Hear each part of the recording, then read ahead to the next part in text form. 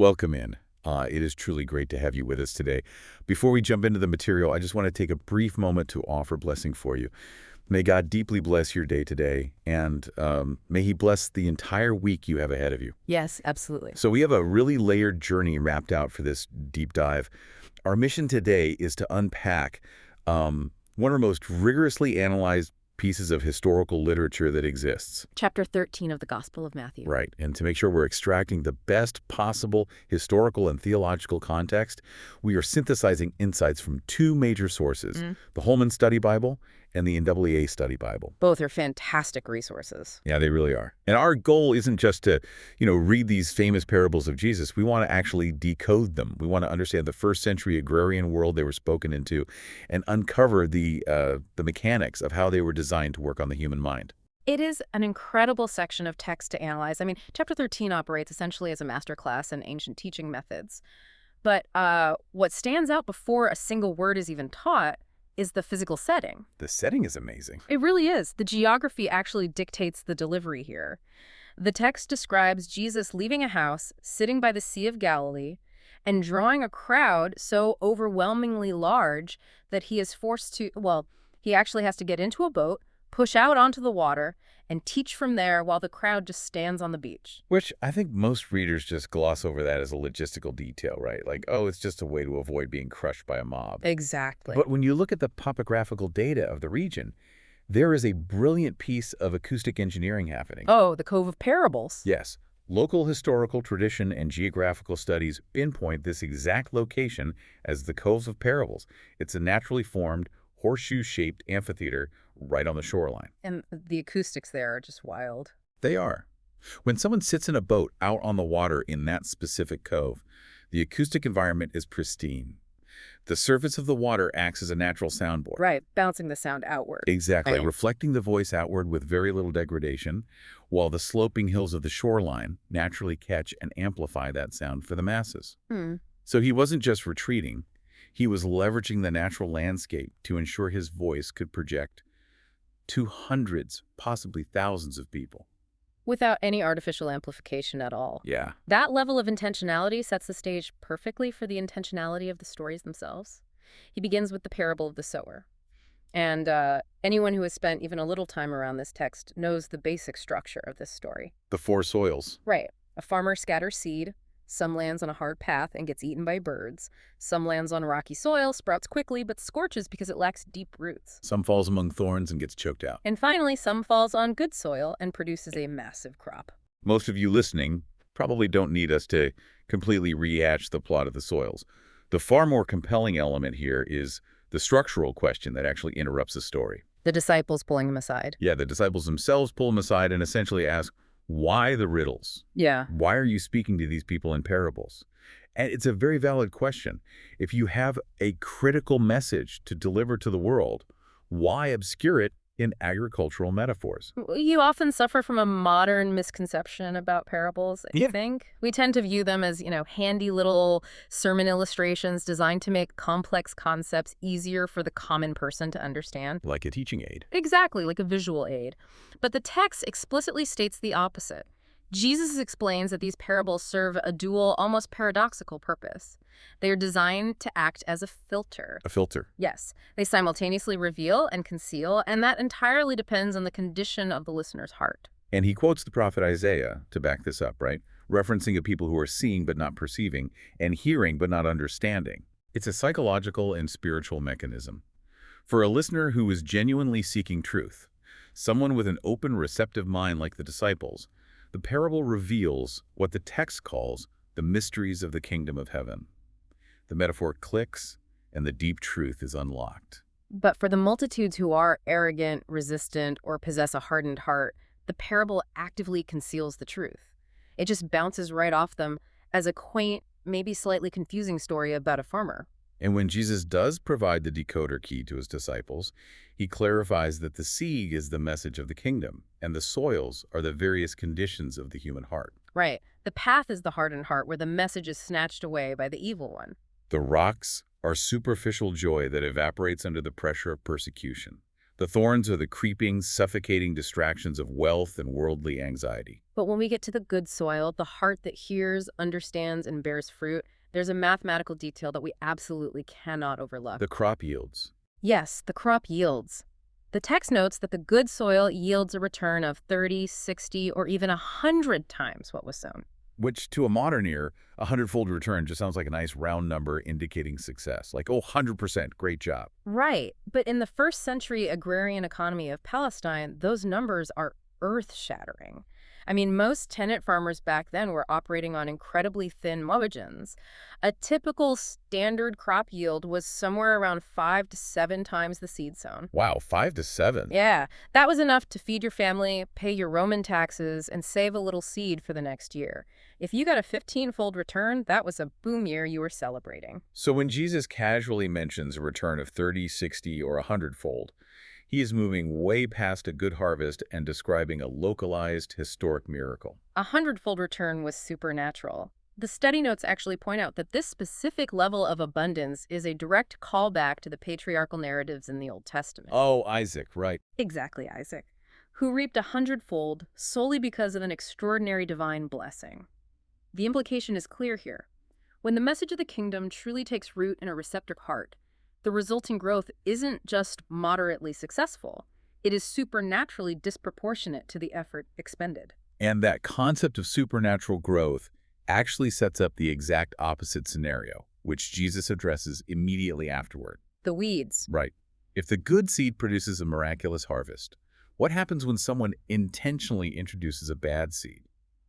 This brings us to the parable of the weeds, which operates almost like a piece of ancient true crime. It really does. A farmer plants excellent wheat in his field, but under the cover of darkness, an enemy infiltrates the property and oversows the entire field with weeds. This is another instance where understanding the historical environment completely changes how you read the text. Because this wasn't just a colorful metaphor Jesus invented. Agricultural sabotage was a documented, weaponized tactic in the ancient world. That is wild. The NAA study notes refer to it as joyo, which botanists identify as Lolium temulentum, commonly known as darnel. And darnel is a fascinating, deeply insidious plant. In its early stages of growth, it is botanically indistinguishable from wheat. You literally cannot tell the two plants apart by looking at the stalks or the leaves. Not at all. It's only months later, when the plants mature and the grain heads finally form, that the difference becomes apparent. But the maliciousness goes beyond just crowding out the good crop. Darnel is actually susceptible to a toxic fungus. Right, it's poisonous. If it gets harvested and milled in with the wheat, the resulting flour can cause severe dizziness, nausea, and even potentially fatal poisoning. It was such a devastating way to destroy a rival family's livelihood that Roman law actually carried specific statutes strictly forbidding the sowing of darnel in an enemy's field. Which makes the reaction of the farmer's servants in the story entirely understandable. I mean, when they finally realize the field is saturated with toxic darnel, their immediate instinct is aggressive purification. Rip it all out. Exactly. They ask the farmer, do you want us to go out there and rip all the weeds out right now? It is the natural human desire to instantly purge evil from our presence. But the farmer issues a surprisingly restrained command. He says no. And his reasoning is purely practical from an agricultural standpoint, but the theological implications are massive. Because the darnel and the wheat have grown so closely together for months, their root systems are entirely intertwined beneath the soil. You can't separate them. Right, uprooting the toxic weeds would inevitably tear up the root systems of the good wheat, destroying the very crop the farmer's trying to save. So he commands them to wait, let both of them grow together until the harvest. And Jesus later explains the cryptography of this story. The field is the world. The good seeds are the people of the kingdom, and the weeds are those aligned with the evil one. The harvest is the end of the age, and the reapers are the angels. That had to be a profoundly sobering reality check for his audience. We have to remember the prevailing messianic expectation of the time. The Jewish people were largely anticipating a militant, conquering Messiah who would immediately arrive, violently purge all the evildoers, overthrow Rome, and establish a perfectly pure kingdom on earth instantly. They wanted the weeds ripped out right that second. Precisely. And Jesus is directly subverting that expectation. He is telling them that in this current era of the kingdom, Good and evil are going to coexist. Yeah. They will live side by side, deeply intertwined in the same communities, the same cities, and the same systems until the very end of time. It requires an immense amount of patience. It's a definitive command to leave the ultimate judgment and separation to God, because any attempt by humans to aggressively root out all perceived evil right now would just result in catastrophic collateral damage to the good. That subversion of expectations, this idea that the kingdom doesn't operate the way humans assume it should, flows right into the next two parables. Jesus uses two very brief but highly disruptive images. The mustard seed and the yeast. Yeah. First, he says the kingdom of heaven is like a tiny mustard seed that a man plants, which eventually grows into a tree large enough for birds to nest in its branches. Then, he compares the kingdom to a woman who takes a little bit of yeast and mixes it into flour until the entire batch of dough rises. To understand the shock value of the mustard seed, you have to look back at the imagery used by the Old Testament prophets, like Ezekiel. When Ezekiel prophesied about the coming messianic kingdom, he used the image of a majestic, towering cedar of Lebanon. A massive tree. Right. It represented dominance, shelter, undeniable geopolitical power. So when Jesus stands up and compares his kingdom not to a mighty cedar, but to a mustard plant, it borders on the absurd. A mustard plant is essentially a wild, fast-growing shrub. It's common, it's lowly. But it possesses an unstoppable vitality. A mustard plant in that region can easily grow up to 3.7 meters tall. It becomes massive enough to shelter the birds of the air, which in ancient Near Eastern literature was a common idiom representing the various Gentile nations of the world finding refuge. He is taking something that begins infinitesimally small and insignificant, and showing that its end result is undeniably massive and inclusive. He doubles down on that concept of hidden, unstoppable growth with the parable of the yeast. But the sheer scale of the imagery is what makes it so powerful. Oh, the 3 measures of flour. Yes. The text says the woman mixes the yeast into 3 measures of flour. Now, if you don't know ancient measurements, that just sounds like a standard baking recipe. But 3 measures of flour in the first century equates to roughly 39 liters of dry flour. Which is an insane amount. We are talking about an industrial, monumental amount of dough. It's enough to bake bread to feed over 100 people. Imagine the sheer physical labor of a woman in a first-century domestic kitchen trying to knead 39 liters of dense dough by hand. It's an exhausting, all-encompassing image, and the yeast itself is microscopic. You bury it inside this mountain of flour, and it completely disappears from view. You can't see it working. But internally, it initiates a chemical chain reaction that permeates every single molecule of the dough. It is an unstoppable, transformative force. Exactly. Jesus is illustrating that the kingdom of heaven isn't arriving with massive political fanfare or conquering armies. It starts small, often completely hidden from the eyes of the powerful, but it works quietly from the inside out until its impact on the world is absolute and undeniable. And that internal hidden transformation shifts the focus to how an individual encounters this kingdom, which brings us to the parable of the hidden treasure and the parable of the pearl. These are great. Jesus describes a man who stumbles upon a treasure hidden in a field. He covers it back up, goes and sells absolutely everything he owns, and buys that field. Similarly, a merchant who has dedicated his life to finding fine pearls finally discovers one pearl of supreme, unmatched value. He immediately sells his entire inventory, everything he has, just to acquire it. The historical context regarding the buried treasure is really vital here. In a world without FDIC-insured banks or secure safety deposit boxes, the ground was your vault. Right, you just bury it. Yeah, if a region was facing a military invasion, or a family had to flee suddenly, burying their accumulated wealth in a field with the hope of returning for it was a common pragmatic strategy. Consequently, finding an abandoned buried treasure was a very real, tangible fantasy for the working class of the ancient world. What I find so compelling is the psychological state of the man who finds the field. The study notes specifically emphasize his joy. When we talk about selling everything you own or giving up your life for a spiritual pursuit, it is often framed as a grim, heavy, burdensome sacrifice, but that's not what's happening here at all. Not in the slightest. The man isn't weeping over the loss of his old possessions. He isn't acting out of a sense of religious obligation or duty. He is acting out of a profoundly rational realization of value. He's done the math. He has done the math. The treasure in the field is so infinitely superior to his current net worth that liquidating his assets isn't a sacrifice. It's the greatest transaction of his life. The joy is the engine of his surrender. And the merchant with the pearl reinforces this exact same reality. A master merchant understands the market value of goods.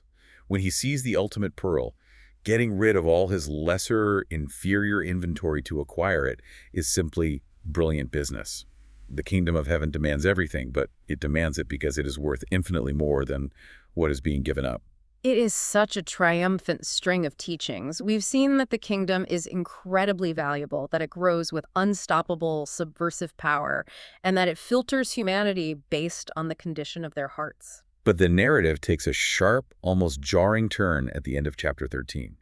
After delivering all this profound cosmic wisdom, Jesus returns to his hometown of Nazareth. Logically, you would expect his own community to be the first to recognize this treasure. You would expect them to celebrate him. But instead, they are deeply offended by him. Huh. It is the ultimate tragic realization of the phrase, familiarity breeds contempt. When he enters their synagogue and begins to teach with this undeniable authority, they aren't struck with awe. They are immediately skeptical. They say, "Isn't this the carpenter's son?" Right. And we need to clarify the Greek word used there, tekton.